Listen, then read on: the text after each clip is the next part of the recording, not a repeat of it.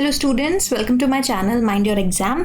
आज के इस पाइथन प्रोग्रामिंग के ट्यूटोरियल वीडियो में हम पढ़ेंगे पाइथन फंक्शंस का टॉपिक और समझेंगे कि क्या क्या फंक्शंस के यूजेस हैं, कैसे अलग अलग तरीके के फंक्शंस लिखे जाते हैं और कुछ इंपॉर्टेंट कीवर्ड्स जानेंगे फंक्शन से रिलेटेड। तो स्टार्ट करते हैं। सबसे पहले आपके लिए जानना बहुत ज़रूरी है कि फंक्शंस की ज़रूरत क्या है, नीड क्या है। देखो, जब भी आप पाइथन कोड लिखते हो तो पूरा का पूरा कोड एक सेट ऑफ स्टेटमेंट्स होता है, मतलब एक के बाद एक जो स्टेटमेंट आपने लिखा है वो एग्जीक्यूट होता रहेगा। अगर इफ कंडीशन है या इफ एल्स इफ एलिफ है तो कंडीशन के बेस पे वो एग्जीक्यूट होगा, और अगर लूप है तो उतने नंबर ऑफ टाइम्स लूप के कंडीशन के अकॉर्डिंग आपका कोड चलेगा। लेकिन अगर आपको अपने पाइथन कोड को पार्ट्स में डिवाइड करना है और कुछ ऐसे पार्ट्स हैं जिन्हें आप सिर्फ तभी रन या एग्जीक्यूट करना चाहते हो जब आप उन्हें कॉल करो, यानी सपोज आपके साथ एक हेल्पर काम करता है या करती है और जब आप उन्हें बुलाते हो तभी वो आपकी हेल्प करते हैं, तभी वो अपना काम करते हैं। तो इसी तरीके से फंक्शन एक पूरे पाइथन कोड को पार्ट्स में डिवाइड करते हैं और जब उनकी फंक्शनैलिटी को उनको हम यूज करना चाहते हैं तब हम पाइथन में उनको कॉल करते हैं, ताकि जहां पे उन्हें कॉल किया जाए वहीं पे वो अपना काम करें और कंप्लीट करके फिर से एंड हो जाए और फिर पाइथन का जो नॉर्मल कोड में हमने बाकी आगे स्टेटमेंट्स लिखे हैं फंक्शन कॉल के बाद वो सारे एग्जीक्यूट हो। तो समझते हैं कि बेसिक पाइथन फंक्शन किस तरीके से लिखा जाता है। तो जब भी आप फंक्शंस की बात करते हैं पाइथन में, आपको फंक्शन की दो चीज़ें याद रखनी है। एक हो गई फंक्शन डेफिनेशन और एक हो गई फंक्शन कॉलिंग स्टेटमेंट। तो एक तो हो गया कि आपने फंक्शन को डिफाइन करा कि क्या करेगा वो फंक्शन, उस फंक्शन को जब हम कॉल करेंगे तो किस तरीके से और क्या काम किया जाएगा, ठीक है। और दूसरी हो गई फंक्शन कॉलिंग, यानी आपने डिफाइन तो कर दिया कि जब आपको बुलाया जाए आपको ये काम करना है, लेकिन उस फंक्शन को कब बुलाया जाएगा, पाइथन कोड में बुलाया जाएगा या नहीं, उस पे डिपेंड करेगा कि उस फंक्शन का काम एग्जीक्यूट होगा या नहीं। तो फंक्शन डेफिनेशन क्या होती है? फंक्शन डेफिनेशन वो सेट ऑफ स्टेटमेंट्स होते हैं पाइथन में जो बताते हैं या डिफाइन करते हैं कि इस फंक्शन का फंक्शन क्या है या इस फंक्शन का काम क्या है, ठीक है। और फंक्शन कॉलिंग स्टेटमेंट वो होता है जो फंक्शन को कॉल करता है कोड में, यानी फंक्शन में जो भी स्टेटमेंट्स हमने लिखे हैं उसे एग्जीक्यूट जब भी हमें कराना है पाइथन कोड में तब हम फंक्शन कॉलिंग स्टेटमेंट लिखेंगे, ठीक है। तो फंक्शन की डेफिनेशन या फंक्शन को क्रिएट करने के लिए हम डेफ कीवर्ड का इस्तेमाल करते हैं। डेफ शॉर्ट फॉर्म है डिफाइन का, जिसमें हम अपने फंक्शन की यूसेज को डिफाइन करते हैं। उसके बाद आप फंक्शन का नाम लिखते हैं। यहाँ पे आप कुछ भी नाम दे सकते हैं। सपोज मैं यहाँ पे नाम चेंज करती हूँ, मैं नाम लिखा है माय फंक्शन। फंक्शन का नाम भी वेरिएबल नेमिंग रूल्स के सारे रूल्स को फॉलो करेगा। तो यहाँ पे मैंने अपने फंक्शन के नेम को लिखा है माय फंक्शन, और जब भी आप फंक्शन लिखते हो उसके बाद आपको राउंड ब्रैकेट्स का पेयर लगाना है। इस सेट ऑफ राउंड ब्रैकेट से पाइथन को पता चलता है कि ये एक नॉर्मल वेरिएबल नहीं है, ये एक फंक्शन है जिसे आप डिफाइन कर रहे हो, ठीक है। तो सबसे पहले आपने डेफ कीवर्ड लिखा, यानी ये पाइथन को बताएगा कि फंक्शन की डेफिनेशन अब आने वाली है। कौन से फंक्शन की डेफिनेशन आने वाली है? जिसका नाम आपने लिखा है। तो आप एक फंक्शन का नाम देंगे और उसके बाद आप राउंड ब्रैकेट्स लगाएंगे। इन राउंड ब्रैकेट्स के अंदर कुछ वेरिएबल्स या वैल्यूज हो सकती हैं, वो हम आगे डिस्कस करेंगे, लेकिन एक बेसिक पाइथन फंक्शन में आपको एम्प्टी ब्रैकेट्स लगाने हैं। इसके बीच में कोई स्पेस नहीं होगा। स्पेस भी अगर आप देते हैं तो कोई प्रॉब्लम नहीं है, ठीक है। तो फंक्शन का नाम और ब्रैकेट्स लिखने के बाद आपको कोलन ऑपरेटर लिखना है। जैसे कि हमने if statement, loop, for loop और व्हाइल लूप में देखा था कि कोलन जैसे ही आप लगाते हैं और एंटर प्रेस करते हैं तो automatically next indentation level start होता है। यानी यहाँ पे फंक्शन जीरो स्पेसिंग के बाद था, उसमें 4 स्पेसेस प्लस होंगे और कर्सर आपका ब्लिंक करेगा 4 स्पेसेस के बाद। इससे पता लगता है पाइथन को कि अब ये जो सेकेंड इंडेंटेशन लेवल पे स्टेटमेंट्स आएंगे वो फंक्शन की डेफिनेशन का पार्ट है। और अगर आप कोई भी ऐसा स्टेटमेंट लिखते हो जो डेफ की इंडेंटेशन लेवल पे है, यानी डेफ जीरो स्पेसेस से लिखा गया था। यहाँ पे अगर मैं कोई प्रिंट स्टेटमेंट भी डाल दूँ तो इससे पाइथन को पता चलता है कि वापस से इंडेंटेशन चेंज हुई है। तो ये नॉर्मल जो प्रिंट स्टेटमेंट है ये फंक्शन की बॉडी का पार्ट नहीं है, ठीक है। ओके, तो यहाँ पे हमने एक फंक्शन डिफाइन करा है जिसका नाम है माई फंक्शन। उसमें मैंने एक सिंपलेस्ट लाइन लिखी है MYE हैज़ 5000 सब्सक्राइबर्स। तो जब मैं इस कोड को रन करूंगी, आप देख सकते हैं कि ये कोड रन हो गया है, यहाँ पे कोड सेल नंबर आ गया है, लेकिन इसका कुछ आउटपुट नहीं आया, ये प्रिंट स्टेटमेंट एग्जीक्यूट नहीं हुआ। क्यों? क्योंकि जैसे कि मैंने आपको बताया, फंक्शन को आपने डिफाइन करा है, अभी आपने फंक्शन को कॉल नहीं करा, और जब तक आप फंक्शन को कॉल नहीं करेंगे वो अपना टास्क नहीं परफॉर्म करेगा। तो हेल्पर को बुलाना पड़ेगा तभी वो अपना काम शुरू करेगा, है ना। रोबोट को ऑन करना पड़ेगा तभी वो क्लीनिंग शुरू करेगा। लेकिन आपको ऑटोमेटिकली जब आप फंक्शन को डिफाइन कर रहे हैं उसके बाद कोई आउटपुट नहीं दिखेगा।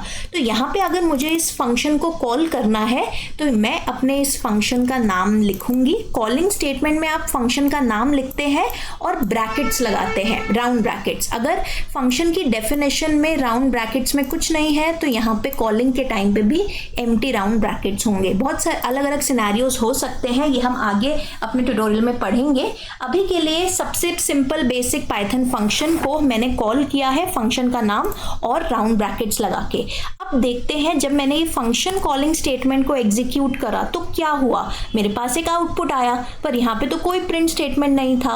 एक्चुअली पाइथन ने क्या किया कि इस फंक्शन को कॉल किया, यानी माय फंक्शन की जो फंक्शन डेफिनेशन है पाइथन ने वहां पे कंट्रोल भेजा, और फिर उसके अंदर जितने भी स्टेटमेंट्स थे, 1 2 जितने भी आपने स्टेटमेंट्स उस फंक्शन की डेफिनेशन में लिखे हैं वो इम्प्लीमेंट या एग्जीक्यूट या रन होंगे, ठीक है।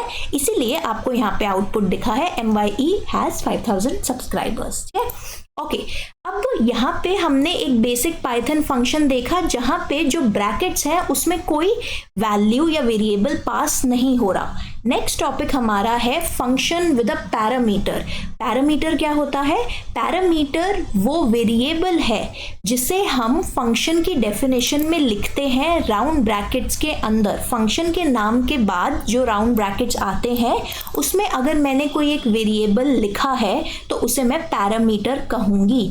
पैरामीटर का क्या काम होता है?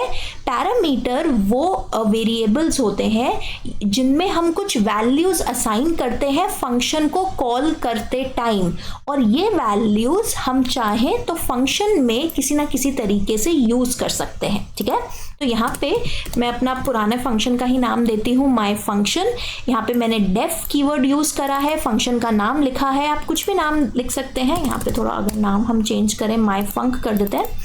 तो यहाँ पे फंक्शन के नाम के बाद जो ब्रैकेट्स आ रहे हैं वो एम्प्टी नहीं है, उसमें एक वेरिएबल मैंने पास किया है काउंट, और ये जो वेरिएबल है मैं चाहूँ तो फंक्शन के विद इन जो स्टेटमेंट्स है, फंक्शन की बॉडी या ब्लॉक में जो स्टेटमेंट्स है उसमें किसी तरीके से इस पैरामीटर को मैं यूज कर सकती हूँ।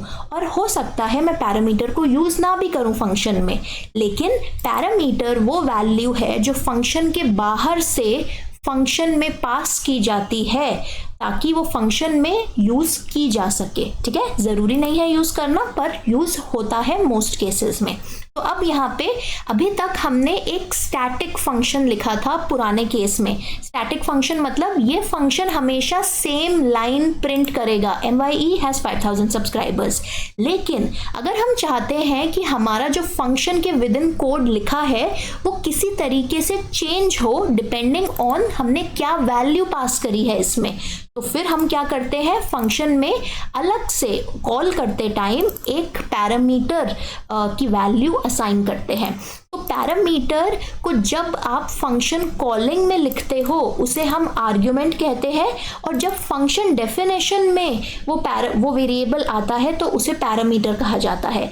जनरली दोनों का मतलब इंटरचेंजेबली यूज किया, मतलब दोनों वर्ड्स पैरामीटर और आर्ग्यूमेंट को इंटरचेंजेबली यूज किया जाता है।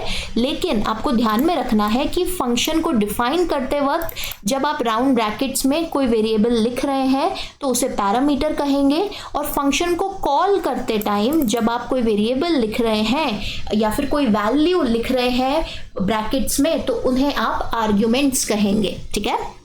तो यहाँ पे मैंने एक वेरिएबल क्रिएट करा है काउंट, जिसकी वैल्यू है 10,000। अब फंक्शन को मैंने यहाँ पे कॉल किया है और ये वैल्यू पास करी है 10,000। चाहे तो मैं यहाँ पे डायरेक्टली वैल्यू भी पास कर सकती हूँ 10,000, चाहे मैं यहाँ पे काउंट वेरिएबल भी पास कर सकती हूँ। तो जब मैंने फंक्शन को कॉल किया विद आर्ग्यूमेंट 10,000, तो इसके बाद फंक्शन को यहाँ पे कंट्रोल था, अब कंट्रोल फंक्शन की डेफिनेशन पे जाएगा। कंट्रोल मतलब अब पाइथन फंक्शन की डेफिनेशन फाइंड करेगा और फिर उसको एग्जीक्यूट करेगा। तो माय फंक्शन में वैल्यू पैरामीटर जो आया है वो है 10,000 और फिर यहाँ पे प्रिंट स्टेटमेंट एग्जीक्यूट होगा। MYE हैज़ काउंट की क्या वैल्यू थी 10,000 और सब्सक्राइबर्स, तो यहाँ पे आउटपुट आ गया MYE हैज़ 10,000 सब्सक्राइबर्स। अब यहाँ पे आपने जो काउंट पैरामीटर था उसको डायरेक्टली वैल्यू पास करी है। आप चाहें तो यहाँ पे वेरिएबल भी पास कर सकते हैं और सेम ही आउटपुट आएगा। तो अगर मैं वेरिएबल की ये जो काउंट है इसकी वैल्यू चेंज कर दूँ तो यहाँ पे आउटपुट भी चेंज हो जाएगा। तो पैरामीटर पास करने का क्या लॉजिक हुआ कि अगर आप चाहते हैं कि आपका फंक्शन कुछ मॉडिफाई करे अपने आउटपुट को या उसकी वर्किंग को आप किसी तरीके से चेंज करना चाहते हैं बेस्ड ऑन कि कौन सी वैल्यू से पास हो रही है यूज़र के थ्रू, तो आप पैरामीटर्स का यूज़ करते हैं। अब दो इंपॉर्टेंट पॉइंट्स जो आपको यहाँ पे याद रखने हैं। ज़रूरी नहीं है कि आपका जो पैरामीटर का नाम हो वो सेम हो जो आप वेरिएबल कॉलिंग के टाइम पे पास कर रहे हैं, यानी आर्ग्यूमेंट और पैरामीटर का नाम डिफरेंट हो सकता है। तो अगर मैंने यहाँ पे सपोज नाम दे दिया वैल और यहाँ पे भी मैं वैल पास कर रही हूँ, तो ऑल दो माय फंक्शन में वैल नाम की आर्ग्यूमेंट जा रही है जिसकी वैल्यू है 8,000, लेकिन जब वो माय फंक्शन की डेफिनेशन तक जाएगी तो वैल की जो वैल्यू है जो 8,000 है वो काउंट में असाइन हो जाएगी। तभी यहाँ पे ये प्रिंट स्टेटमेंट काउंट की वैल्यू जो कि वैल से आई है उसे यूज करेगा और माय MYE हैज़ 8,000 सब्सक्राइबर्स यहाँ पे प्रिंट कर देगा। ठीक है। दूसरा इंपॉर्टेंट पॉइंट, फंक्शन डेफिनेशन को आपको हमेशा फंक्शन कॉलिंग से पहले लिखना है। ठीक है। अगर सपोज मैंने यहाँ पे ये फंक्शन को कट कर दिया और यहाँ पे मैंने यहाँ पे पेस्ट किया, अब क्योंकि ऑलरेडी मेरा माय फंक्शन बना हुआ है पाइथन कोड में, तो मैं यहाँ पे अपना फंक्शन का नेम चेंज कर रही हूँ। से मैंने फन लिखा यहाँ पे और यहाँ पे भी फंक्शन को डिफाइन करा है फन। अब इस केस में अगर मैं एग्जीक्यूशन करती हूँ, पहले मैंने फन जो मेरा फंक्शन है उसे कॉल कर लिया और उसके बाद उसकी डेफिनेशन आई है, तो यहाँ पे एरर देगा पाइथन। क्यों? देखो, मैंने बहुत इनिशियल लेक्चर्स में आपको समझाया था कि पाइथन एक इंटरप्रेटेड लैंग्वेज है, मतलब एक एक लाइन वो पढ़ता है, समझता है और फिर उसे एग्जीक्यूट करता है अगर वो लाइन सही है, और जैसे ही कोई एरर आएगा, प्रॉब्लम आएगी, पाइथन वहीं रुक जाएगा। तो यहाँ तक पाइथन ने वैल्यू जो वेरिएबल है उसमें वैल्यू असाइन करी 8,000, फिर पाइथन को ये स्टेटमेंट मिला फंक्शन कॉलिंग का। अब सबसे फन वाला जो फंक्शन यहाँ पे मैं कॉल कर रही हूँ, इसको पाइथन ने पहली बार देखा है, उसे समझ ही नहीं आ रहा कि फन का क्या मतलब है। डेफिनेशन पे तो पाइथन जाएगा ही नहीं क्योंकि वो एक एक लाइन करके पढ़ रहा है। फन उसे समझ नहीं आया तो उसने एग्जीक्यूट करना बंद कर दिया। तो ये ऐसा बच्चा है पाइथन जो एक डाउट आते ही पूरी कॉपी बंद कर देता है जब तक वो डाउट क्लियर ना हो। तो यहाँ पे एरर यही बता रहा है कि fun is not defined. Python ने कहा कि मुझे नहीं पता फन का क्या मतलब है, कोई डेफिनेशन आपने बताया ही नहीं, फन क्या करना क्या है स्टेटमेंट से। तो इसीलिए पाइथन में आपको हमेशा जो फंक्शन की डेफिनेशन है वो पहले लिखनी होती है फंक्शन को यूज या कॉल करने से। अगर हम अब इसे एग्जीक्यूट करेंगे, आप देख सकते हैं सही आउटपुट आया है। ठीक है। ओके, नेक्स्ट हमारा टॉपिक है फंक्शन रिटर्निंग अ वैल्यू। इसका क्या मतलब है? देखिए, कई बार आप फंक्शंस इस तरीके से लिखते हैं जिसमें आप कुछ कैलकुलेशंस करते हैं या फिर आप चाहते हैं कि फंक्शन के अंदर से कोई वैल्यू बाहर यूज़र को प्रिंट हो, बाहर यूज़र को प्रोवाइड की जाए। तो अगर फंक्शन में आप कोई वैल्यू बाहर पास करना चाहते हैं, बाहर मतलब फंक्शन की बॉडी के बाहर, तब आप मेन प्रोग्राम को पास करना चाहते हैं, तब आप फंक्शन रिटर्निंग का concept, function returning a value या फंक्शन रिटर्न स्टेटमेंट का कॉन्सेप्ट यूज करते हैं। अब इसका मतलब क्या है, देखो पैरामीटर हमें हेल्प करता है, जो मेन प्रोग्राम है जो फंक्शन को कॉल कर रहा है उस प्रोग्राम से कोई वैल्यू फंक्शन में पास करने की। अब अगर इसका ऑपोजिट प्रोसेस करना है कि फंक्शन से कोई वैल्यू आपको मेन प्रोग्राम में पास करनी है, तो फिर उसे आप कैसे करोगे, आप रिटर्न करवाते हैं वो वैल्यू। ठीक है, ये चीज याद रखिए कि अगर आपने कोई वैल्यू फंक्शन के अंदर या कोई वेरिएबल फंक्शन के अंदर लिखा है और उसे रिटर्न नहीं कराया, तो वो वेरिएबल फंक्शन के बाहर एक्सेसिबल नहीं होगा। फॉर एग्जाम्पल यहाँ पे मैंने फंक्शन की डेफिनेशन लिखी है जिसमें एक वेरिएबल है टोटल और उसको वैल्यू असाइन हो रही है 5000 प्लस 1000 विच इज 6000। अगर मैं यहाँ पे इस टोटल नाम के वेरिएबल को प्रिंट कराती हूँ तो आप देखेंगे कि एक एरर आएगा। एरर क्यों आ रहा है, क्योंकि कोई भी वेरिएबल जिसको मैंने वैल्यू असाइन करी है फंक्शन के अंदर और वो कहीं भी फंक्शन के बाहर मेन प्रोग्राम में नहीं प्रेजेंट, तो पाइथन उसे एक्सेस नहीं कर पाएगा, उसकी वैल्यू को एक्सेस नहीं कर पाएगा, क्योंकि फंक्शन के अंदर लिखे हुए स्टेटमेंट्स या वेरिएबल्स फंक्शन के अंदर ही रह जाते हैं। वो उनका स्कोप, उनकी यूसेज, उनकी लाइफ सिर्फ फंक्शन की बॉडी तक होती है, फंक्शन की बॉडी के बाहर उन्हें नहीं यूज किया जा सकता। और अगर आप चाहते हैं कि ऐसा आप फंक्शन में जो वेरिएबल आपने क्रिएट या यूज किया है उसे बाहर आप यूज कर सकें, एक्सेस कर सकें, तो उस केस में हम रिटर्न स्टेटमेंट का हेल्प लेते हैं। तो फंक्शन से कोई भी वैल्यू मेन प्रोग्राम में रिटर्न कराने के लिए आप रिटर्न कीवर्ड यूज करेंगे और रिटर्न कीवर्ड के आगे आप जो भी वैल्यू या वैल्यूज लिखेंगे वो फंक्शन के बाहर आप यूज कर सकते हैं। तो यहाँ पे मैंने एक फंक्शन डिफाइन करा है।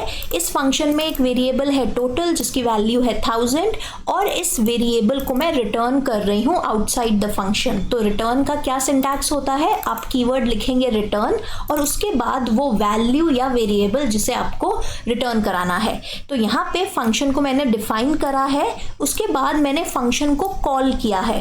अब आप ध्यान से अगर देखो तो फंक्शन को कॉल करने के बाद, इसे एग्जीक्यूट करते हैं, फंक्शन को कॉल करने के बाद या फंक्शन को कॉल करने का आउटपुट होगा वो मैंने काउंट में स्टोर कराया है। और ये आउटपुट नहीं होगा, जब भी हम कोई रिटर्न स्टेटमेंट लिखते हैं इसका मतलब है कुछ वैल्यू फंक्शन से रिटर्न हो रही है, तो उस वैल्यू को आपको कहीं स्टोर कराना है, किसी वेरिएबल में स्टोर कराना है। तो इसीलिए क्योंकि मेरा ये जो फंक्शन था वो एक वैल्यू रिटर्न कर रहा है, तो जब मैंने इस फंक्शन को कॉल किया है इसकी रिटर्न्ड वैल्यू को मैं काउंट नाम के एक वेरिएबल में स्टोर करा रही हूँ। तो ये स्टेटमेंट आपको बहुत ध्यान से याद रखना है और समझना है कि कोई भी फंक्शन जो वैल्यू रिटर्न कर रहा है उसको आपको असाइन करना है एक दूसरे वेरिएबल में, ताकि ये जो टोटल नाम का वेरिएबल था और इसकी जो वैल्यू थी 6000 अब काउंट नाम के वेरिएबल में स्टोर हो जाए और अब इस वेरिएबल को आप मेन प्रोग्राम में यूज कर सकते हो।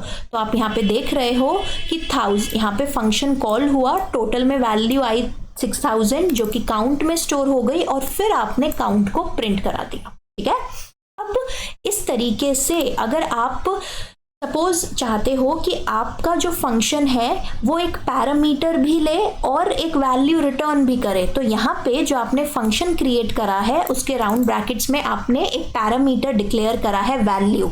अब जब आप फंक्शन को कॉल करोगे तो आप वैल्यू को एक वैल्यू असाइन करोगे। ये जो पैरामीटर है, सपोज मैं इसे पैरम नाम से लिखती हूँ और यहाँ पे भी ताकि कंफ्यूजन ना हो पैरम और वैल्यू में। ठीक है, तो यहाँ पे जो फंक्शन है फंक्शन नाम का, उसमें एक पैरामीटर पास हो रहा है जिसका नाम है पैरम और वो फंक्शन के अंदर यूज हो रहा है। जो भी पैरम की वैल्यू पास होगी उसमें 1000 ऐड करके टोटल की वैल्यू आएगी फंक्शन के अंदर और उस टोटल की जो वैल्यू है उसको रिटर्न कर दिया जाएगा। तो यहाँ पे मैंने फंक्शन को कॉल किया है और इसको आर्ग्यूमेंट दी है 9000, यानी पैरम में जो वैल्यू जाएगी वो होगी 9000 और जो भी फंक्शन का रिटर्निंग वैल्यू होगी वो काउंट में सेव हो जाएगी। यहाँ पे आप वेरिएबल का नाम कुछ भी दे सकते हैं। तो जब मैंने 9000 पास किया तो टोटल की क्या वैल्यू हो जाएगी, 9000 प्लस 1000, और वैल्यू जो रिटर्न होगी वो होगी 10000।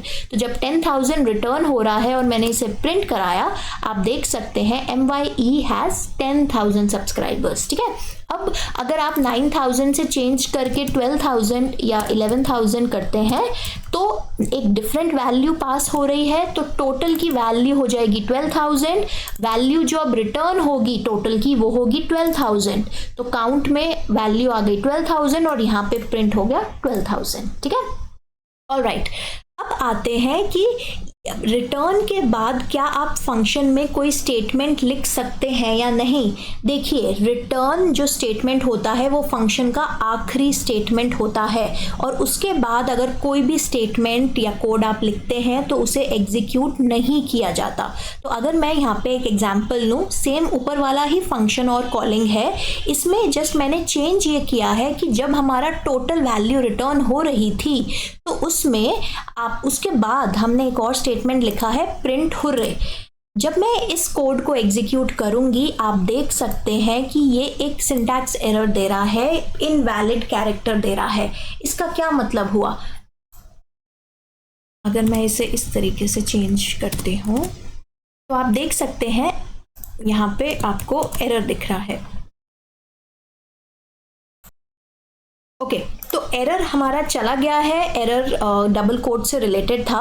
तो अब आप देख रहे हैं कि यहाँ पे जो हमने फंक्शन डिफाइन करा है उसमें रिटर्न के बाद मैंने एक स्टेटमेंट लिखा है प्रिंट हुर्रे, और जब मैंने फंक्शन को कॉल किया है तो उस केस में आप आउटपुट तो आपको आ गया है MYE हैज़ 6000 सब्सक्राइबर्स। 6000 क्यों, क्योंकि यहाँ पे टोटल की वैल्यू थी 5000 प्लस 1000 विच इज 6000। ये वैल्यू रिटर्न हो गई। रिटर्न के बाद कंट्रोल डायरेक्टली यहाँ पे आएगा, फंक्शन यहाँ से कॉल हुआ था, वैल्यू स्टोर यहाँ पे हो जाएगी काउंट में, और फिर प्रिंट स्टेटमेंट एग्जीक्यूट हो जाएगा। तो ये वाला स्टेटमेंट कभी रन ही नहीं हुआ, इसको हमने कभी आउटपुट में ही नहीं देखा। ऐसा क्यों, क्योंकि अगर आप फंक्शन के रिटर्न स्टेटमेंट के बाद कोई भी स्टेटमेंट लिखते हो तो वो सारे स्किप हो जाते हैं, बाईपास हो जाते हैं। रिटर्न का मतलब ही है कि वापस जाओ आप फंक्शन से मेन प्रोग्राम में। तो अगर आपने जैसे साइमन गो बैक था, तो एक बार साइमन वापस चला गया, उसे रिटर्न वापस जाने का ऑर्डर मिल गया, तो उसके बाद आप उससे कुछ काम नहीं करा सकते, राइट। इसीलिए रिटर्न स्टेटमेंट के बाद आप फंक्शन में कोई भी स्टेटमेंट लिखते हैं तो वो नहीं इम्प्लीमेंट या एग्जीक्यूट होंगे। तो रिटर्न हमेशा लास्ट स्टेटमेंट होता है किसी भी फंक्शन का, और आप तब उसे लिखते हैं जब आपने सारा काम अपने फंक्शन का कंप्लीट कर लिया है। ठीक है, नेक्स्ट हमारा आता है रिटर्न स्टेटमेंट की यूसेज आउटसाइड द फंक्शन। तो अभी तक जितना भी हमने पाइथन कोडिंग सीखी है, हमने कभी भी रिटर्न कीवर्ड को यूज़ नहीं किया, क्योंकि हमने फंक्शन का कॉन्सेप्ट ही नहीं पढ़ा। और रिटर्न हमेशा फंक्शन के अंदर, inside the function he use किया जाता है। अगर आप रिटर्न कीवर्ड को किसी फंक्शन के बाहर या बिना फंक्शन लिखे कॉल करोगे, यूज़ करोगे, तो वो एरर आएगा। तो यहाँ पे अगर एक स्टेटमेंट देखते हैं, मैंने यहाँ पे वैल्यू एक वेरिएबल क्रिएट करा है a, जिसकी वैल्यू है 5, और मैं यहाँ पे लिख रही हूँ रिटर्न a।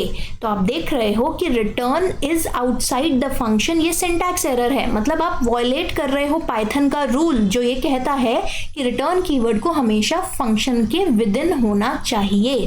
ठीक है, अगर हम वेरिएबल को रिटर्न ना करा के सिंपल ये स्टेटमेंट भी लिखते हैं रिटर्न टू, यहाँ पे रिटर्न एक वेरिएबल हो रहा था, तो अगर आप एक नॉर्मल वैल्यू भी विदाउट अ फंक्शन रिटर्न कराना चाहें तो भी ये सिंटैक्स एरर है। ठीक है, तो याद रखो रिटर्न हमेशा फंक्शन के अंदर।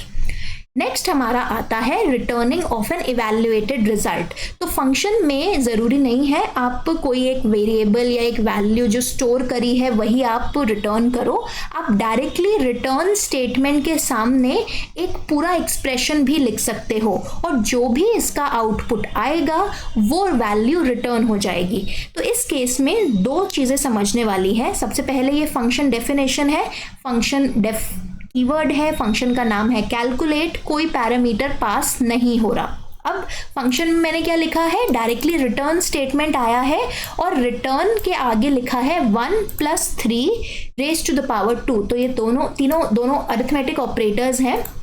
अब ये क्या होगा, सबसे पहले इस वैल्यू को कैलकुलेट किया जाएगा, मतलब इस एक्सप्रेशन की फाइनल रिजल्ट क्या आ रहा है उसे पाइथन कैलकुलेट करेगा और इसका रिजल्ट क्या आएगा, 3⁻² इज 9, 9 + 1 इज 10। तो जो भी वैल्यू आएगी वो रिटर्न हो जाएगी और वो रिटर्न कहाँ होगी, जहाँ पे फंक्शन को कॉल किया गया है। अगर फंक्शन को कॉल ही नहीं किया गया जैसे कि यहाँ पे, तो कोई आउटपुट नहीं आएगा। अगर आपने फंक्शन को कॉल किया तो यहाँ पे कैलकुलेट जब कॉल हुआ है, जो रिटर्निंग वैल्यू है वो कहीं मैं स्टोर नहीं करा रही, डायरेक्टली प्रिंट फंक्शन में यूज़ कर रही हूँ। तो जो भी वैल्यू रिटर्न होगी वो डायरेक्ट प्रिंट हो जाएगी। तो आप देख सकते हैं यहाँ पे डायरेक्टली 10 वैल्यू प्रिंट हो गई है, क्योंकि मैंने प्रिंटिंग के विद इन ही अपना फंक्शन कॉल किया था। तो अगर ये फंक्शन कोई भी वैल्यू रिटर्न करेगा वो डायरेक्टली प्रिंट फंक्शन यूज़ करेगा प्रिंटिंग के लिए, ठीक है। अब सपोज आपको एक फंक्शन में अलग अलग सिनेरियोज में अलग अलग वैल्यूज रिटर्न करनी है, तो किसी भी फंक्शन में आप एक से ज़्यादा रिटर्न स्टेटमेंट्स भी लिख सकते हैं। इसका मतलब ये है कि ज़रूरी नहीं है कि आप हमेशा एक ही वैल्यू रिटर्न करना चाहें और ये भी ज़रूरी नहीं है कि आप सेम वैल्यू को रिटर्न करना चाहें। तो एक है मल्टीपल वैल्यूज़ और एक है सेम वैल्यू का सिनेरियो। तो यहाँ पे हम एक फंक्शन मैंने लिखा है जिसको नाम दिया है मैंने अरिथमेटिक। इसमें 3 पैरामीटर्स है। पहला पैरामीटर है a, दूसरा पैरामीटर है b और तीसरा पैरामीटर है ऑपरेटर नाम का। आप तीनों पैरामीटर्स के बीच में कोई स्पेसिंग रखें या ना रखें वो कंपलसरी नहीं है, लेकिन तीनों पैरामीटर्स कॉमा से सेपरेटेड होने चाहिए। अब इस फंक्शन डेफिनेशन में हो क्या रहा है, इसमें हमने एक इफ एलिफ एल्स स्टेटमेंट लिखा है जिसमें हम चेक कर रहे हैं कि जो भी ऑपरेटर है, जो हमारा थर्ड पैरामीटर है, अगर वो प्लस के बराबर है, यानी ऑपरेटर में जो स्ट्रिंग पास हुआ है वो प्लस साइन है, तो हमें क्या वैल्यू रिटर्न करनी है, हमें sum of A and B return करना है। अगर हमारा ऑपरेटर प्लस नहीं है तो हम एलिफ में आएंगे, फिर कंडीशन चेक होगी कि अगर ये ऑपरेटर माइनस है तो रिटर्न कौन सी वैल्यू करनी है, दोनों की सब्ट्रैक्शन। ऐसे ही अगर प्लस भी नहीं है माइनस भी नहीं है और ऑपरेटर है स्टार, तो आपको कौन सी वैल्यू रिटर्न करनी है, ए स्टार बी की जो भी आउटपुट आएगा उस वैल्यू को रिटर्न करना है। और अगर ये तीनों कंडीशंस फॉल्स हो जाती है तो आप फाइनल एल्स पे आओगे और आपको रिटर्न करना है a/b। तो यहाँ पे ये थी हमारी फंक्शन डेफिनेशन, जो अभी कुछ नहीं करेगी, साइलेंटली बैठी रहेगी जब तक मैं अरिथमेटिक नाम के फंक्शन को कॉल नहीं करती। जैसे मैंने अरिथमेटिक नाम के फंक्शन को कॉल किया, इसमें क्योंकि यहाँ पे 3 पैरामीटर्स थे, मुझे 3 पैरामीटर्स पास करने पड़ेंगे। अब अगर मैं इसे बिना पैरामीटर के कॉल करती हूँ तो आप देख सकते हैं यहाँ पे मैंने बिना सारे पैरामीटर्स रिमूव कर दिए हैं और यहाँ पे पाइथन ने एरर दिया है। अरिथमेटिक जो फंक्शन है it is missing 3 arguments A B and operator. इसका क्या मतलब हुआ कि पैरामीटर अरिथमेटिक जो फंक्शन था उसकी डेफिनेशन में 3 पैरामीटर्स थे, तो भैया कॉल करते टाइम भी 3 पैरामीटर्स पास करो ना, 3 वैल्यूज पास करो जो आर्ग्यूमेंट्स होंगी उन पैरामीटर्स के लिए, है ना। तो यहाँ पे इसीलिए एरर आया है। तो आपको ध्यान में रखना है कि जब भी आप कोई ऐसा फंक्शन यूज कर रहे हैं जिसमें पैरामीटर्स थे उसकी डेफिनेशन में, तो आपको उन सारे पैरामीटर्स के लिए वैल्यूज पास करनी है फंक्शन कॉलिंग के टाइम पे।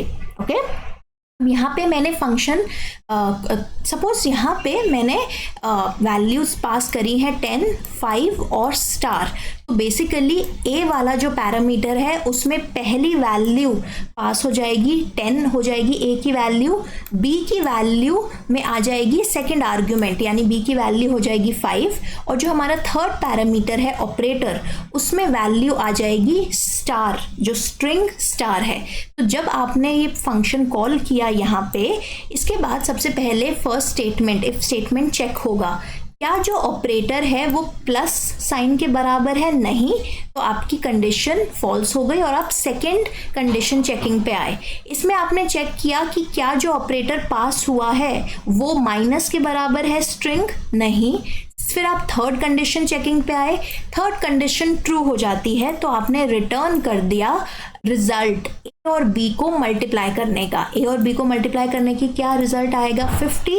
तो यहाँ पे जो 50 वैल्यू है, जैसे ही आपने ये रिटर्न स्टेटमेंट एग्जीक्यूट करा, रिमेनिंग पूरा कोड स्किप हो जाएगा और ये वैल्यू 50 रिटर्न हो जाएगी। अब ये कहाँ रिटर्न होगी, ये रिटर्न हो जाएगी रिजल्ट नाम के वेरिएबल में स्टोर हो जाएगी और फिर आप इस वेरिएबल को प्रिंट करा सकते हैं या यूज़ कर सकते हैं किसी भी तरीके से जो आप चाहते हैं। तो आप यहाँ पे देख सकते हो रिजल्ट आपका आ गया है 50। ठीक है, नेक्स्ट हमारा कॉन्सेप्ट है कि अगर आपको एक से ज़्यादा वैल्यूज़ रिटर्न करनी है। देखो अभी तक हमने एक सिंगल वैल्यू या वेरिएबल कैसे रिटर्न करते हैं वो देखा, अलग अलग रिटर्न स्टेटमेंट्स देखे कैसे लिखते हैं हम फंक्शन में, लेकिन हर एक उस रिटर्न स्टेटमेंट में एक ही वैल्यू पास हो रही थी, है ना। यहाँ पे इस a प्लस बी एक्सप्रेशन की एक ही आउटपुट आएगा, एक ही रिजल्ट आएगा और यहाँ पे भी हर एक्सप्रेशन का एक फाइनल वैल्यू आएगी।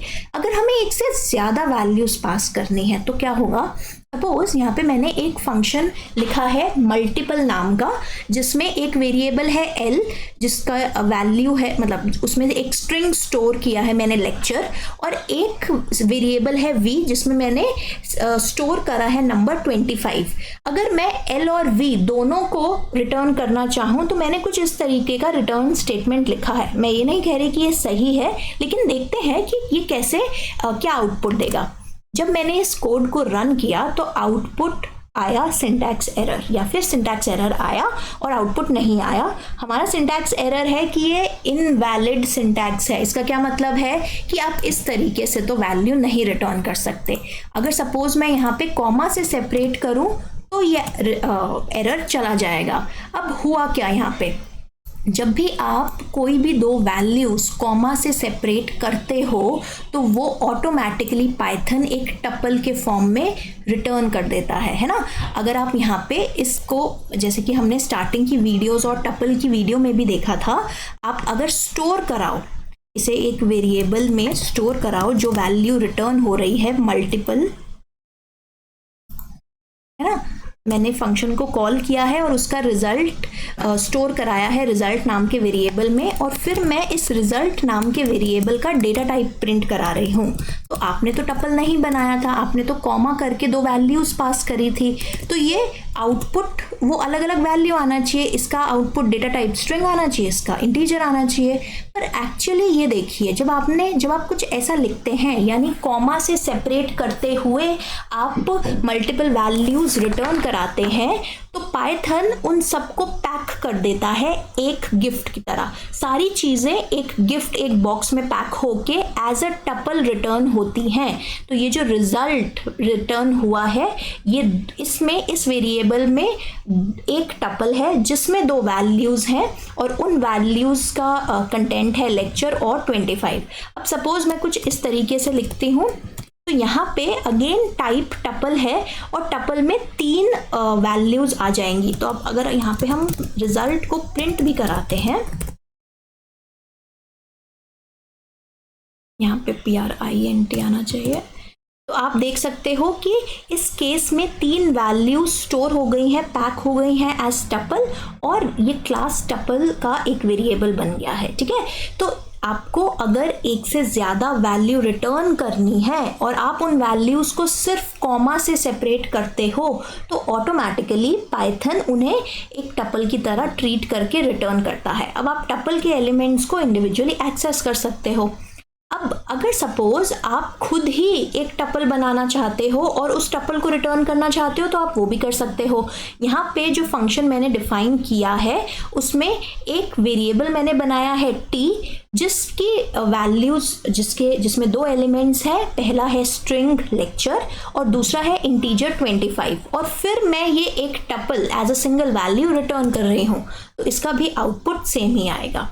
सिमिलरली जैसे हमने देखा कि फंक्शन से आप रिटर्न कर सकते हो multiple values as a tuple, आप सिंगल वैल्यू को भी एज अ टपल रिटर्न कर सकते हो। देखो अगर मैं यहाँ पे चेंज करूँ और सिर्फ इस तरीके से लिखूँ कॉमा करके, आपको याद होना चाहिए कि टपल में जब आप सिंगल वैल्यू स्टोर करना चाहते हो तो आपको फर्स्ट वैल्यू के बाद कॉमा लिखना ज़रूरी है ना। और अगर मैं कुछ इसे प्रिंट कराऊँ, सिमिलरली ऐसे प्रिंट कराऊँ कि लेक्चर एक वैल्यू है जो कि एज अ टपल रिटर्न हुई है और ये है टाइप ऑफ टपल। अगर मैं यहाँ पे कॉमा नहीं लिखती तो आप देख सकते हैं कि रिटर्न हुआ है एक स्ट्रिंग और उसकी क्लास है str।